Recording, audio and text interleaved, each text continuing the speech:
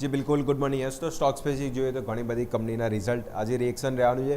શરૂઆત નિફ્ટીની કંપનીથી કરીએ તો કોલ ઇન્ડિયા આજે ખાસ પરિણામ ફોકસમાં રહેશે. જેમાં નંબર્સ હતું, નંબર્સ અનુમાનથી વીક સાઇડ છે.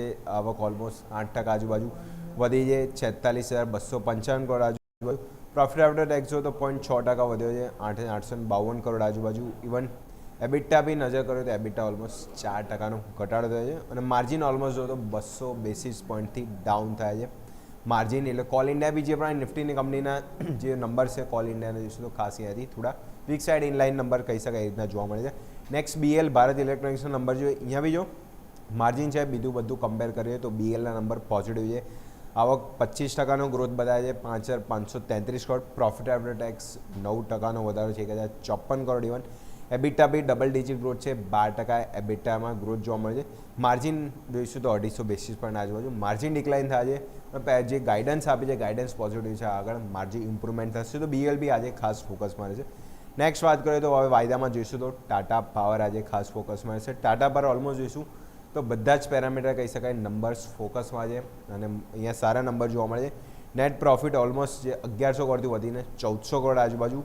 રેવન્યુ એટલે ઇન્કમ એમની જો ઇન્કમ જે અંદાજિત આંકડો હતો એનાથી પણ બેટર સાઇડ જોવા મળી છે, ઓલમોસ્ટ 19,051 કરોડ આજુબાજુ. એબિટા 3,900 કરોડથી વધીને 4,013 કરોડ આજુબાજુ અને માર્જિન બી જો તો પોઝિટિવ સાઇડ જ છે, 21.07% આજુબાજુ.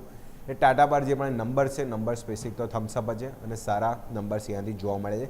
નેક્સ્ટ આઈટી સ્ટોક તો ફોકસમાં રહેશે, પણ જે પણ કોફોજના નંબર છે કોફોજ આજે ખાસ અહીંયાથી ફોકસમાં રહેશે. કોફોજનો ઓલમોસ્ટ જોઈશું તો જે ઇન્કમ છે એની નફો 15% ઘટ્યો છે, પણ ડોલર આવક સામે વધી છે જે $489.1 મિલિયન થી એમાં 21%નો વધારો છે, $592 મિલિયન આજુબાજુ થઈ છે. ઇવન આવક જો તો 24.2% અહીંયા વધી છે, 5,527 કરોડ. એબિટ 19.7% વધ્યા છે, 882 કરોડ. માર્જિન અહીંયા જો તો માર્જિન આપણે જોઈશું થોડા અહીંયાથી ડિક્લાઇન થઈ છે, 16% આજુબાજુ માર્જિન અહીંયાથી જો તો જે 16.6% હતા થોડા અહીંયાથી ડિક્લાઇન થતા આપણને માર્જિન જોવા મળે છે. ઇન્ડસ ટાવર જોઈશું અનુમાન મુજબ નંબર કહી શકાય, થોડું આમ ફ્લેટ સાઇડ નંબર છે. આવક માત્ર 4%નો વધારો છે, 8,431 કરોડ. પ્રોફિટ આફ્ટર ટેક્સ જો તો 3% ડાઉન થાય છે, 1,746 કરોડ આજુબાજુ. પેટ જોવા મળ્યો. એબિટા ઇવન જો તો ફ્લેટ સાઇડ જ છે, 4,424 કરોડથી 4,478 કરોડ આજુબાજુ. અને માર્જિન ઇવન જો તો 55% હતા ઘટીને 53% આજુબાજુ, એટલે માર્જિન ઓલમોસ્ટ જો તો 200 બેસિસ પોઈન્ટ આજુબાજુ માર્જિન ડિક્લાઇન થતા જોવા મળે છે. નેક્સ્ટ વાયદામાં જ વાત કરીએ તો ગોડફ્રે ફિલિપ અહીંયા જે પણ જોઈશું અનુમાન જે ઘટાડાનું હતું, જેમનો સિગરેટ વોલ્યુમ બિઝનેસ છે ત્યાં ખાસ ઇમ્પેક્ટ જોવા મળે છે અને એ જ નંબર ઉપર અહીંયા ખાસ જોવા મળે છે. આવક 19%નો ડેન્ટ છે, 1206 crore. Even profit after tax 44% અહીંયાથી ડાઉન થયું છે, 356 કરોડથી 189 કરોડ આજુબાજુ. ઇવન એબિટા બી જો તો 46% આજુબાજુ એબિટા બી ડાઉન થયા છે, 181 કરોડ અને માર્જિન ઓલમોસ્ટ 22.7%થી 15.1%. એટલે ગોડફ્રે ફિલિપ જેમાં નંબર છે નંબર્સ જોયું તો ખાસા વીકનેસ જોવા મળી હતી અને જે સિગરેટ વોલ્યુમ ખાસી ઇમ્પેક્ટ એના લીધે બી અહીંયાથી નંબર્સમાં જોવા મળી હતી. નેક્સ્ટ વાત કરીએ તો ટાટા કેમિકલ ઓલમોસ્ટ જો તો કેમિકલ કંપનીની જોઈશું તો નંબર સતત અહીંયા જોઈશું તો ટાટા કેમિકલના ખરાબ સાઈડ આવી રહ્યા છે. મોસ્ટ જે નફામાંથી કંપની ખોટમાં આવી ગઈ છે, 252 કરોડના નફા સામે 17 કરોડની ખોટ અહીંયા ટાટા કેમિકલમાં જોવા મળી છે. આવક 14% વધી છે, પણ એબિટા બી જો તો ઓલમોસ્ટ ઘટ્યા છે, 650 કરોડથી 550 કરોડ આજુબાજુ.